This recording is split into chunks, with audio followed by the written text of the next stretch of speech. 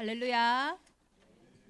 우리 지난 5년간 우리 대정 임마누엘 교회 주인 되셔서 우리를 인도하신 하나님께 최고의 영광을 돌려드립니다. 오늘 함께 우리 축복하며 인사하겠습니다. 당신은 하나님이 자기 피로 사신 교회입니다.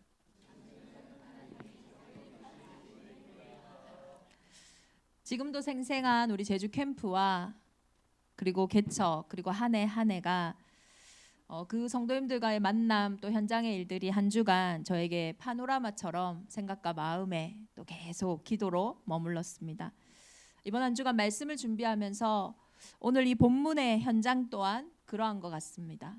바울이 1차, 2차, 3차 우리 첫 세계 선교 여행을 마치는 그때에 에베소에서 너무나 큰 환난과 죽은 자와 같은 사형 선교를 받은 것처럼 어려운 그때에 그 어떤 사람도 야 지금까지 받은 응답이 크니까 이 정도 하면 됐다.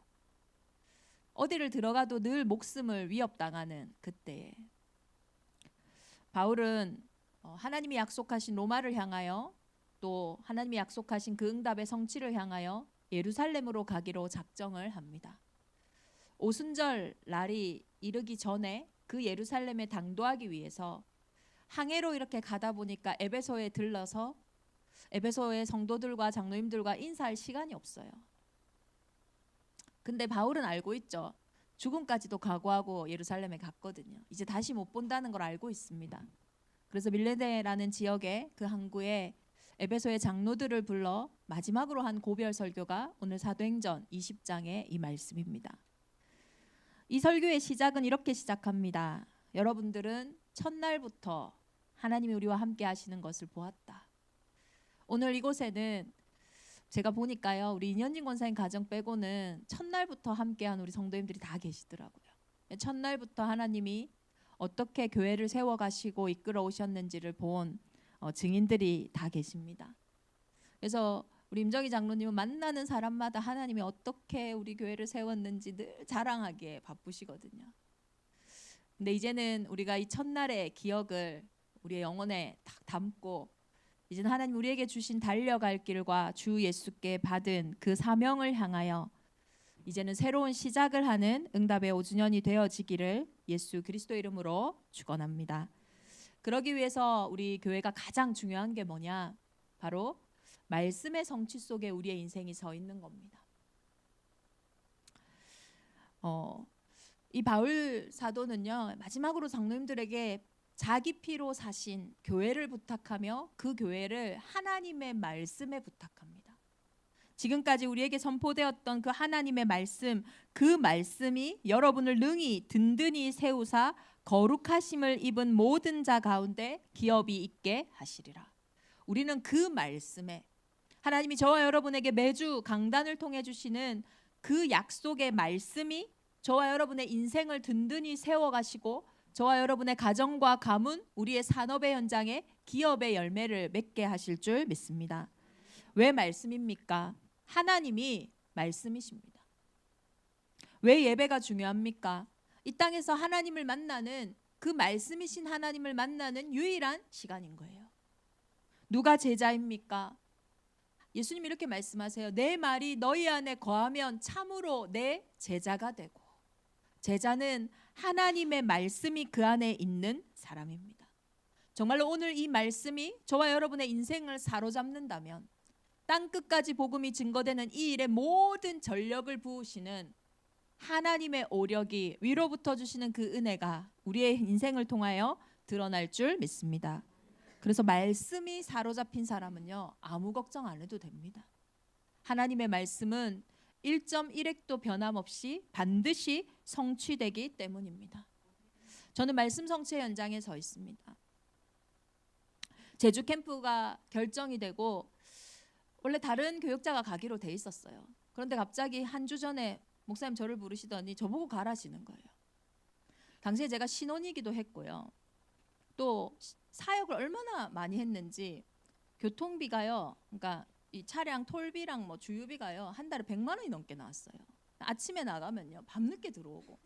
안 그래도 하는 일이 많은데요. 나보고 제주 캠프를 가래요. 내 담당도 아닌데 교육자가 저렇게 많은데 왜 또 내가 가야 되지? 막 생각이 많아지는 거예요. 막 짜증도 나고 답답하고. 근데 그 주 강단에서 하나님이 이렇게 말씀하셨어요.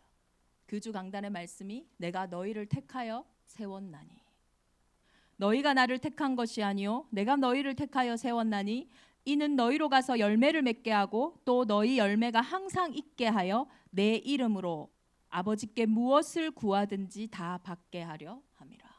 이 요한복음 15장 16절의 말씀을 주시는데요. 내가 너희를 택하여 세웠나니 이 말씀 주시는데 제가 거기에 무슨 말을 하겠어요? 하나님이 나를 이 제주 캠프에 택하여 세웠구나. 확신이 들었어요. 아, 하나님이 하시는 거구나. 이제 캠프를 가는 이제 당일 주간입니다. 예비 캠프라고 해서 이제 먼저 캠프를 갈 때 교회가 움직이기 전에 이제 가서 예비 캠프를 하는 거예요. 저하고 두 분의 전도사님하고 같이 움직이는데요. 그 주 강단을 통해서 이렇게 말씀하셨어요. 누구든지 그리스도 안에 있으면 새로운 피조물이라. 그 말씀을 듣고요. 캠프 예비 캠프 하는 내내 우리 전사님들하고 그런 포럼을 했던 기억이 나요. 저는 이 고린도후서 5장 17절의 말씀이 늘 나에게는 중요한 방향이다. 많은 사람들이 일을 할 때요. 먼저 가지고 있는 선입견과 과거의 경험과 생각들이 있거든요. 캠프를 왔는데요. 생각 안 들겠어요. 아, 캠프 해봤는데. 저 캠프 많이 해봤거든요. 전도 많이 해봤어요. 그래서 야, 캠프 할 때 어떻게 되는지 대충 알거든요. 어떻게 해야 되는지 알아요. 근데 하나님은 누구든지 그리스도 안에 있으면 새로운 피조물이라. 우리는 어떤 새로운 일을 두고 나 이거 해봤는데 그 일에 성공했던 사람은 해봤던 그 경험을 가지고 할 테고요. 그 해본 경험에 실패를 했던 사람은 이거 해봤자 안 돼라는 생각으로 하기는 하지만 울며 겨자 먹기로 그 일을 하겠죠. 새 은혜와 새 힘을 가지고 이 제주 캠프를 가야 되는구나. 처음에 그때 이제 해가 뜨는 성산, 그리고 해가 지는 대정, 그리고 외국인들이 많이 있는 바오젠 거리, 또 동문시장 이 네 현장을요 캠프하기로 정했었어요. 근데 이 제주도가요 다녀보니까요 이 네 현장을 다 못 가겠는 거예요. 그래서 예비 캠프 때는 제일 처음 성산 갔다가 제주시 갔다가 대정까지 갈 시간이 없어서 예비 캠프 때 대정을 오지를 못했어요. 나 목사님이 그때 뭐라 하시더라고요. 왜 시킨 대로 다 안 갔냐. 근데 그게요 하나님 저에게 정확하게 말씀을 주시는 시간표였어요. 이제 본 캠프를 오는데요. 그때 그 주의 강단의 말씀이 유월절 장소를 준비하신 예수였어요. 마가복음 14장 12절에서 16절의 말씀이었습니다. 제가 대정에 올 때 처음 이곳에 와서 그때 처음 왔을 때는 대정 읍사무소랑 그 앞에 있는 뭐 식당, 뭐 편의점 그리고 부동산 이렇게 들어갔었거든요. 그곳을 계속 다니면서 그 생각을 했어요. 유월절 장소를 준비하신 예수. 본문을 보면요. 예수님이 유월절이 다가오니 제자들이 물었어요. 이 유월절을 어디서 지키겠습니까? 그때 예수님이 제자들에게 얘기하세요. 성내로 들어가라. 거기 들어가면 물 한 동이를 지고 가는 여인이 있다. 그 여인을 따라가라. 그리고 그 여인에게 주인이 예수님이 유월절을 지키려고 한다. 장소를 달라고 하라는 거예요. 그 말씀대로 제자들이 가니까요. 진짜 여인이 있는 거예요. 그 여인을 따라갔더니 그 여인이 큰 다락이 있는 방을 보여줍니다. 거기서 유월절 장소에서 예수님은 음식을 잡수시고 예배를 드리신단 말이에요. 그 유월절이 뭡니까? 구원이고 해방이고 승리잖아요. 그때 마음에요 이런 생각했던 것 같아요. 야, 이 대정에 유월절 장소를 준비하신 예수님이 이미 모든 장소를 준비하셨다. 그 장소를 통하여 이 제주 전역에 유월절의 축복이 임할 거다. 그 생각하면서 다니는데요. 한 부동산에 들어갔더니 이 부동산 분이 제가 이만저만해서 이곳에 왔다 하니까 저 뭘로 보고요? 잘 왔다는 거예요. 마침 이곳에 빛이 필요하다 이러면서 이분이 영어 교육도시를 처음 소개해 주셨어요. 그때 그분 뒤에 지도가 있었는데 여기에 이렇게 아이들을 이렇게 국제로 영어로 훈련시키는 동네가 있다. 그런데 참 이 옆에 신화 역사 마을이 있는데 거기에 그때 카지노가 참 활발했나 봐요. 근데 이 옆에 그 어둠이 막 도박하고 막 이 어둠의 영들이 역사하고 있으니까 여기 가서 진짜 살려라고 하는 거예요. 참 신기하죠. 제가 그날에 이 영어교육도시를 알게 됐고 그 다음 주부터 이 현장에 캠프를 계속 들어왔었어요. 지금부터 7년도 더 된 얘기입니다. 지금보다 7년 이전의 강단의 말씀이었어요. 근데 저에게 왜 지금도 생생하게 이 말씀이 확인되어지냐? 그때 캠프를 통해서 24시간 제가 질문했던 것이 이 말씀이었거든요. 6월절 장소를 준비하셨다는데 어디로 가야 됩니까? 보라, 이전 것은 지나갔다 새 것이 되었다고 하셨는데 하나님, 내가 지금 생각해야 될 새 것이 무엇입니까? 우리를 택하여 부르셨다 하셨는데 그러면 하나님 어떤 열매를 맺기 원하십니까? 그때 했던 그 기도와 그 응답의 말씀을 저는 지금도 보고 있고 영원한 작품으로 하나님은 열매 맺게 하실 줄 믿습니다. 한 번도 가보지 않은 우리의 인생입니다. 어쩌면 오늘 이 문을 나서서 집에 가다가 우리가 천국의 부름을 받아도 이상하지 않을 인생이라고요. 그런 한 번도 가보지 않은 우리의 인생의 길에 저와 여러분이 의지할 내비게이션이 모든 과거, 현재, 미래를 소통케 하시는 하나님의 말씀 외에 무엇이 있겠습니까? 무엇으로 여러분의 인생을 자신하고 무엇으로 여러분의 인생을 의지하고 살아갈 수 있겠냐고요. 목마른 사슴처럼 시냇물을 찾기에 급급한 저와 여러분의 중심 속에 하나님은 말씀으로 응답하실 줄 믿습니다.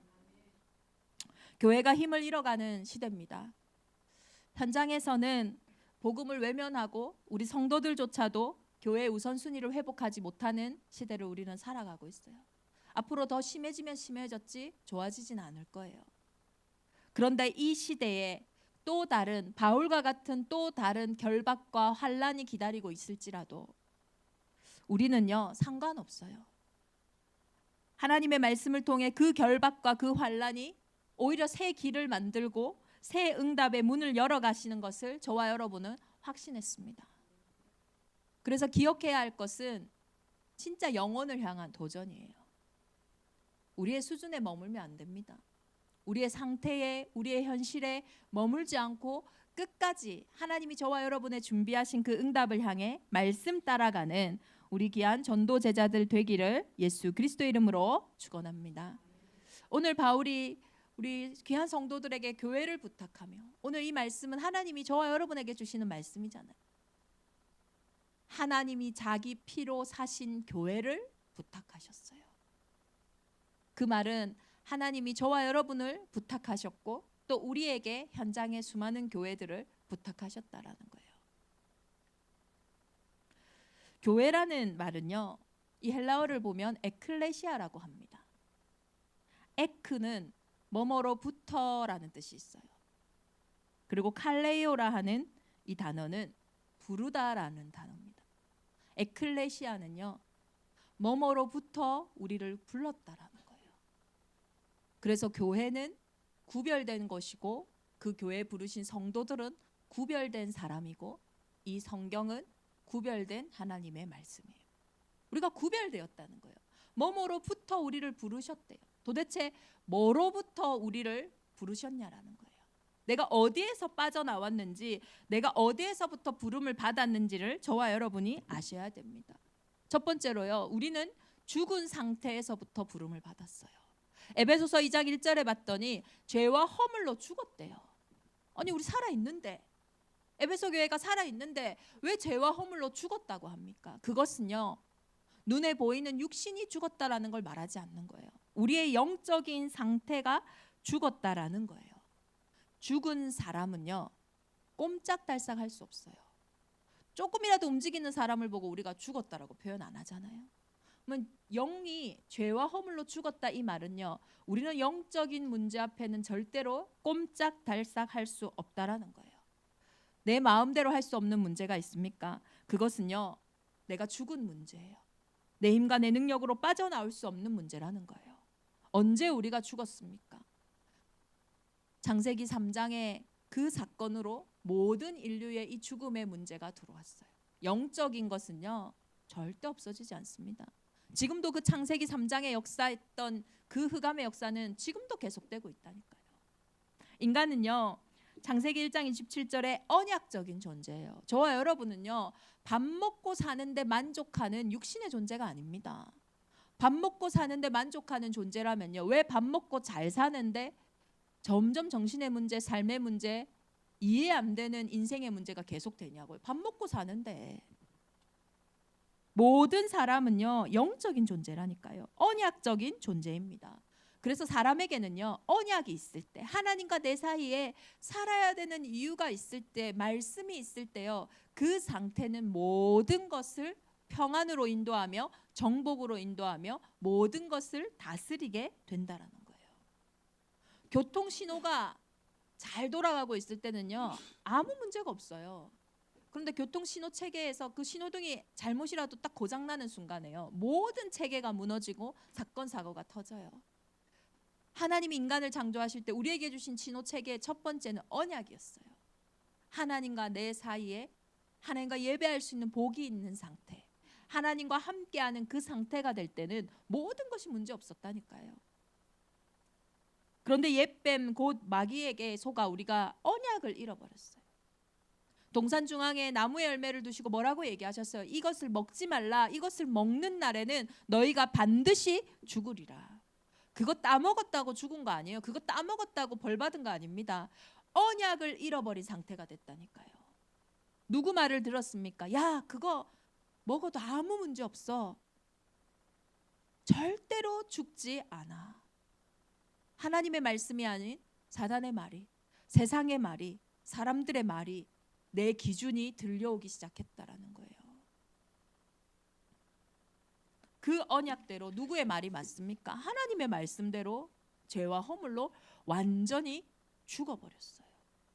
그 죽음의 상태는 지옥에 속했다라는 증거로, 저와 여러분 어디서 빠져왔냐? 그 죽음의 권세 잡은 자가 묶인 상태에서 완전히 빠져나왔습니다.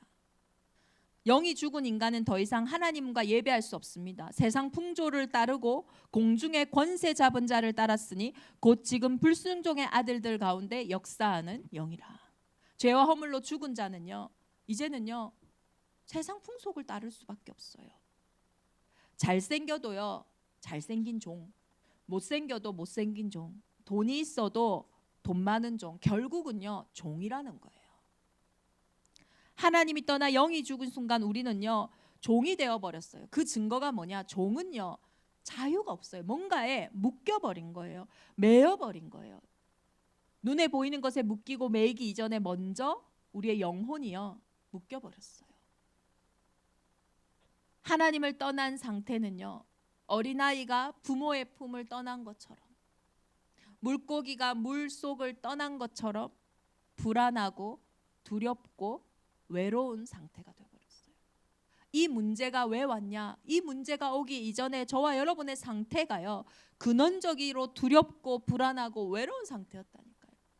그 묶인 상태에서요, 사로잡힌 상태에서요, 내 의지나 내 노력과 내 인격과 상관없이 법적으로 그렇게 잡혀버리니까요 빠져나올 수가 없는 거예요. 어떤 것으로도 그 두려움을 이길 수가 없어요. 어떤 것으로도 그 불안함을 이길 수 없다니까요. 이 근원의 상태는 하나님 떠난 모든 인생에 아무것도 안 해도 오는 그냥 상태예요. 저 사람 도대체 왜 저러나 모르겠다. 자기도 모를 겁니다. 자기가 왜 그러는지. 사로잡힌다니까요. 어제요 병원에서 전화가 왔어요. 정신병원에서. 계속 064로 전화가 오길래 나는 어디지 했는데 병원 번호더라고요. 자기가 방을 바꿔야겠대. 목사님 좀 도와달래요. 왜 바꿔야 되는데? 자기 방을 쓰는 사람이요 밤새도록 울고 아침에 놀고 계속 운대요. 자기가 막 아무것도 못 하겠대요. 왜 우는데 하니까 몰라요. 자기도 왜 우는지 모르겠대요. 그래서 제가 복음 전해라. 이제 빛이 임하면 웃음이 사라진다 이랬거든요. 왜 우는지 자기가 몰라요. 종은요 왜 나에게 이 문제가 오는지, 왜 내가 이 생각을 하는지, 나에게 왜 이런 상황이 계속 반복되는지 이해가 안 되는데요 거기에 묶여 있는 거예요.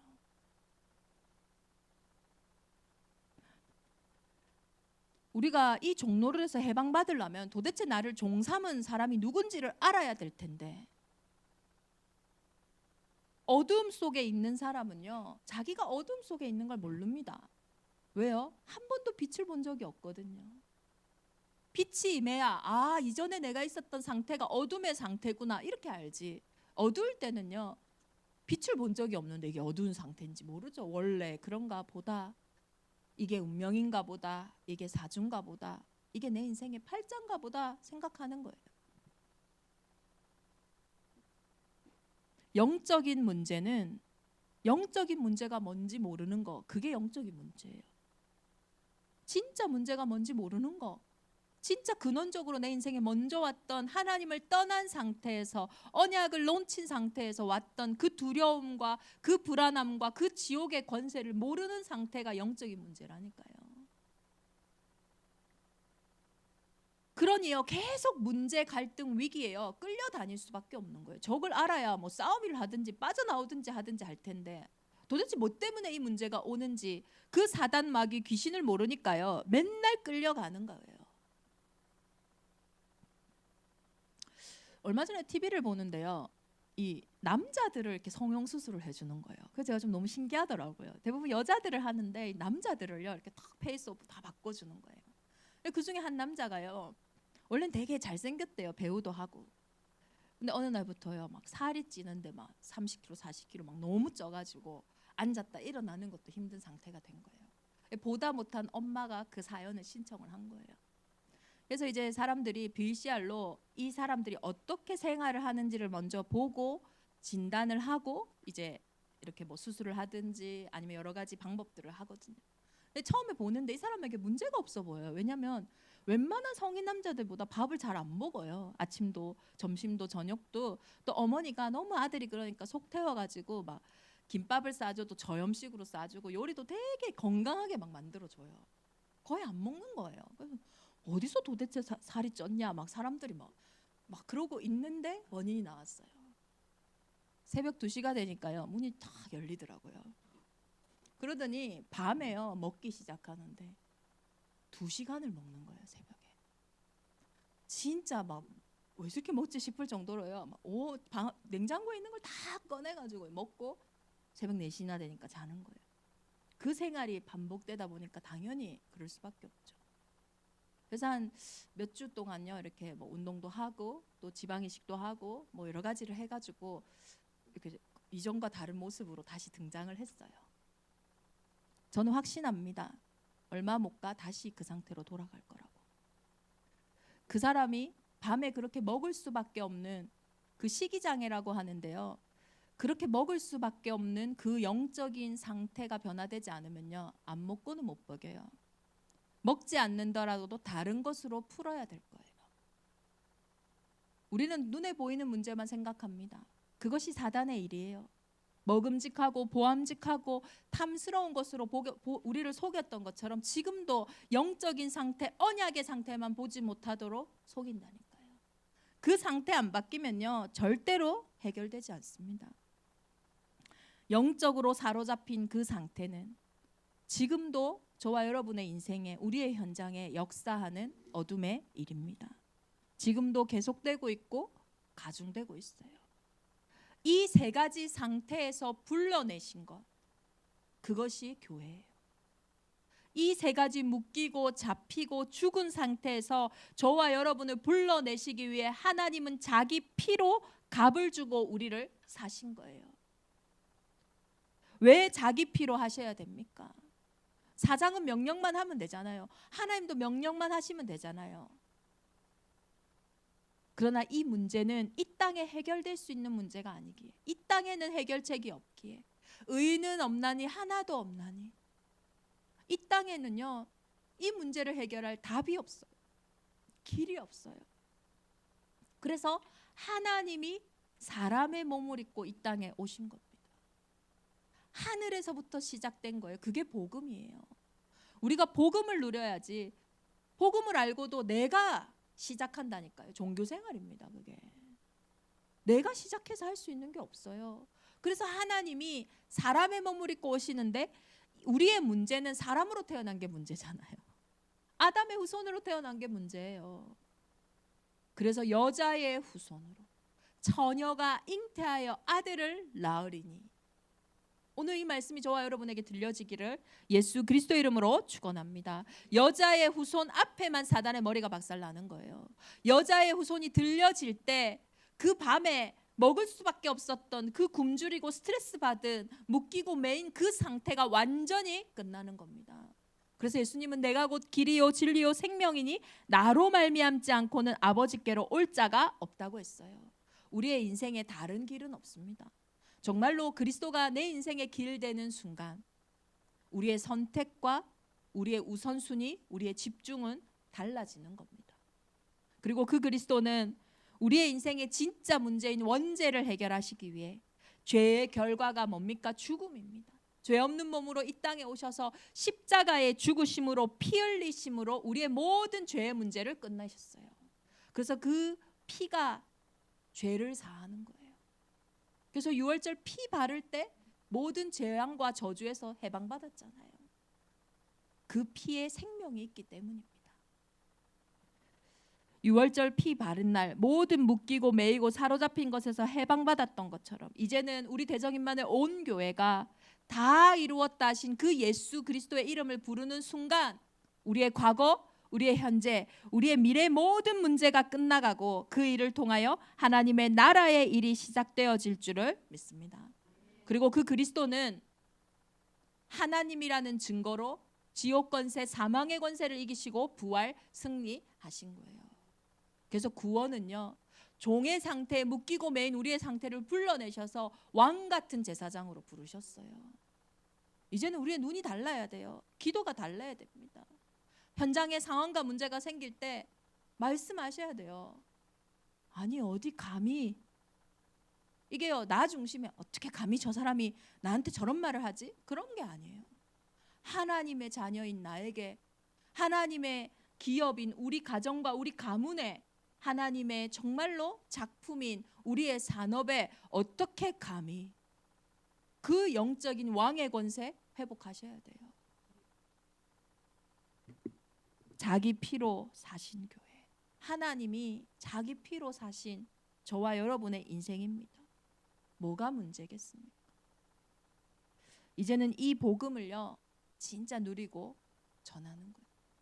이 복음은요 집중적으로 생각한다고 깨달아지는 게 아니에요. 이 복음은요 집중적으로 고민한다고 해결되는 게 아니에요. 아니 지금 내 목숨이 왔다 갔다 하는데, 우리 자식의 목숨이 왔다 갔다 하는데 그 부모만큼, 그 본인만큼 집중하고 그 본인만큼 고민하고 생각하는 사람이 어디 있겠어요? 지금 만약에 내 문제가 터져서 내일이면 우리 회사가 다 날아간다 하는데 그 회사 CEO만큼 고민하고 집중하는 사람이 어디 있겠어요? 그러나 그 집중과 그 고민에도 우환질고는 이 땅에 계속 되잖아요. 고민한다고 해결되는 게 아닙니다. 집중한다고 해결되는 게 아니에요. 이 복음은 들을 때, 정말로 내 영혼이 들려지는 그때에 해방받고 그때에 승리하는 겁니다. 이 복음을 듣게 하는 그 일에 하나님이 저와 여러분을 부르신 겁니다. 모든 사람의 문제 같은 문제예요. 그래서 같은 답이 필요해요. 이 땅에 말하는 많은 문제가 있지만 성경이 말하는 문제는 유일한 문제입니다. 그 유일한 해답을 증거하라고 저와 여러분을 이 제주도에, 이 대정 임마누엘 교회에 부르신 줄 믿습니다. 우리 결혼식 제가 참여하고 오랜만에 시댁에 친정에 이렇게 다녀왔어요. 참 감사하더라고요. 우리 시부모님이 예배드리면서 포럼하시는데요, 그런 말씀하시는 거예요. 이제 아르바이트를 구하는데 기도를 했대요. 하나님, 믿는 자가 왔으면 좋겠습니다. 그리고 올해는 우리 교회가 영혼을 향한 도전 제자니까 제자 될 사람이 왔으면 좋겠습니다. 근데 하나님 정확하게 믿는 사람을, 제자 될 사람을 보내신 거예요. 왔는데 이 사람이요 좀 이상하더래요. 희죽희죽 웃는데요. 그래가지고 우리 어머니도 참 그래요. 어디 혹시 아프냐고 이래 물어봤대요. 그러니까 그게 아니고, 자기 원래 유치원 교사인데 이제 유치원 일을 하다 보니까 이렇게 너무 어려운 가운데 공황이 오고, 그래서 올해는 조금 새로운 일을 시작하려고, 조금 그런 스트레스를 좀 안 받고 쉬려고 이제 이렇게 알바를 구한 거예요. 이 집안이요 선교사 가정이고, 또 형제는 신학교 다니다가 너무 힘들어가지고 지금은 또 세상 일 하고 있는 그런 현장인 거예요. 이분이 복음 듣고 그 현장에서 일도 하고 말씀 운동의 현장도 열어줬거든요. 그런 말씀을 하시는데 이 과정들을 누가 보냐면요. 그 이제 편의점 FC들이 이런 걸 본단 말이에요. 그러니까 이분이 오늘 전화가 왔대요. 점주님, 저도 점주님처럼 기도해서 응답받는 기도를 어떻게 하는지 좀 배워야겠다. 자기 너무 힘들다고. 그래서 이번 주에 이제 만나기로 했다 하시더라고요. 그런 보람을 하시는데요. 제가 참 감사하고 기쁘더라고요. 그리고 이제 저희 친정어머니하고 또 있는데요. 누가 전화가 왔어요. 누군가 봤더니 몇십 년 전에, 참 웃겨요. 몇십 년 전에 은행에 갔는데 어떤 여자가 딱 앉아가지고 막 폰을 보면서 희죽희죽 웃는데 그 웃는 게 또 심상치 않더래요. 그래 가가지고 옆에 딱 앉았대요. 그러면서 이야기하다가 왜 이렇게 웃고 있냐, 재밌냐 하니까 이거 뭐 재밌다면서 뭐 이런 얘기하면서 뭐 얘기하다가 당신 잘 못 주무시죠? 이러니까 어떻게 알았냐고. 자기 잠을 못 잔다면서. 그러면서 이분이 자기 얘기를 하는데요. 완전히 귀신 들린 사람이에요. 그러니까 이 창원에, 제가 이제 고향이 창원이잖아요. 창원에 처음 아파트 생긴 데가 좀 잘 사는 동네가 있어. 거기 사는 분이에요. 하루는요 막 소리가 들리는데 안 할 수가 없대요. 소리가 아니고 생각이겠죠. 딱 생각에 귀신이 틈타는데요. 야, 옷 벗고 아파트 주임을 돌래? 아니면은 거기가요, 우리 창원이 시청 로터리가 있거든요. 거기는 모든 관공서 다 있는 시내입니다. 시청 로터리를 돌래? 우리 아파트 돕게요. 안 돌 수가 없는 거예요. 옷 다 벗고 나가는데요. 가족이 완전히 말리고 자기 마음대로 안 돼요. 묶이고 매이고 사로잡힌 상태. 근데 이분이 복음 받고요. 얼마나 감사한지요. 지금 몇십 년이 지났는데도 이렇게 한 번씩 생각나면은 전화가 오는 거예요. 이 천국 복음 증거할 해답을 자기 피로 사신 교회에 주신 거예요. 이 복음은 증거되지 않고는, 전달되지 않고는 믿을 수가 없어요. 이 복음을 전달할 수 있는 교회이기에 하나님은 이 교회를 마지막으로 부탁하신 거예요. 평안에 매는 줄로 성령이 하나 되게 하신 것을 힘써 지키라. 에베소 교회에 보낸 바울의 편지에 평안에 매는 줄로 성령이 하나 되게 하신 교회를 힘써 지키라 말씀하시는 거예요. 어떤 사람은 사도로, 어떤 사람은 교사로, 어떤 사람은 복음 전하는 자로, 어떤 사람은 목사로 불렀다. 이 복음으로 하나 되라 하시는 거예요. 오늘 제 얼굴이 돋보이게 하려고 우리 김희경 장로님 이렇게 꽃을 옆에 딱 세우셨는데요. 이 꽃꽂이의 주제가 있습니다. 제가 어제 물어봤거든요. 꽃꽂이 하신다. 목사님 주제가 뭡니까? 하니까 장로님이 원네스입니다 이러더라고요. 빨간 꽃도 있고 주황 꽃도 있고 분홍 꽃도 있고 다 원네스 되는 겁니다. 이제는 원네스 되어져서 정말로 하나님이 마지막에 우리에게 주신 사명, 우리 후대 살려야겠습니다. 정말로 우리 후대들 현장에 이제는요 정신 문제, 또 학교 못 가는 그 상태에 잡힌 문제, 또 학교를 잘 다니고 있다 할지라도 성적과 많은 것들에 눌리고 매이는 그 상태 현장 너무나 많아요. 그 아이들을 불러 하나님이 이 아이들에게만 주신 유일한 달란트를 회복하는 그 사명. 정말로 전 세계 모든 사람들이 다 흩어져 있는데 우리 교회에 와서 마음껏 자신의 인생을 찾고 다시 자기 나라로 돌아가 선교할 수 있는 진짜 이방인의 뜰이 있는 교회. 왜 제주도에 이 자연과 아름다움을 하나님 주셨겠어요? 이 자연과 말씀으로 진짜 이 현장에서 24시 치유와 기도의 불을 끄지 않는 그 교회. 이 일을 마치려 하면은 우리의 목숨도 아깝지 않을 만큼 그 복음의 가치와 능력이 회복되는 그 순간에 하나님은 일하시고 행하실 줄 믿습니다. 열심히 하는 것도 아닙니다. 발견하시면 돼요. 이 복음이면 되는구나. 이 복음 안에 있구나. 이 복음으로 가장 행복한 우리 대정인만의 온 교회 되기를 예수 그리스도 이름으로 축원합니다. 우리 복음 공동체 기도 함께 기도하시겠습니다. 첫날부터 함께 하신 하나님 감사합니다. 그리스도 예수의 첫사랑을 잊지 않는 우리 대정인만의 온 교회가 되게 하옵소서. 자기 피로 사신 교회를 세우는데 생명걸 가치와 미션을 발견하는 한 주간 되게 하여 주옵소서. 이방인의 뜰, 아이들의 뜰, 기도의 뜰, 새 뜰을 준비하는 기념비적인 세계 선교 축제 주일이 되게 하여 주옵소서. 우리 주신 말씀 붙잡고 이 시간 함께 기도하겠습니다.